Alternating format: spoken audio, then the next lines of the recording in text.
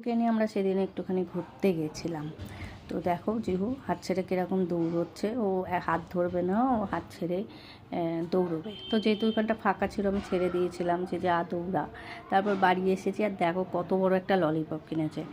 এত বায়না করেছে এই ললিপপটা কেনার জন্য, মানে ওকে কিনে দিতেই হবে ললিপপটা।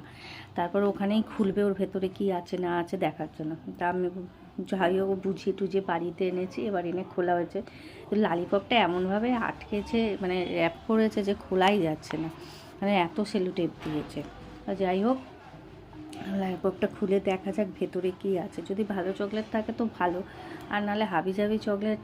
আর কত এই ক্যাডবেরি চকলেট, তারপর তোমার টফি এইসব খাবে, যে পুরো বাড়ি ভর্তি চকলেটের, একেবারে বাড়িটা একখানা মানে ডিপো হয়ে গেছে এরকম ব্যাপার।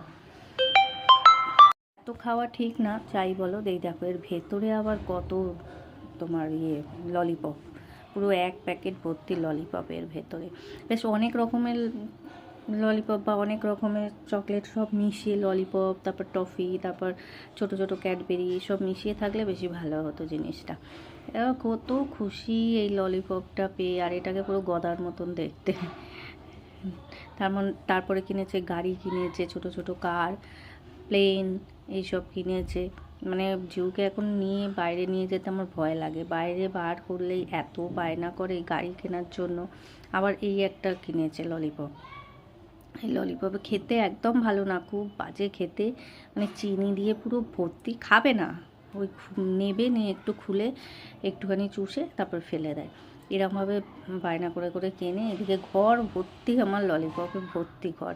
না ও একা কত আর খাবে, কিন্তু জিনিসটা দেখতে খুব ভালো।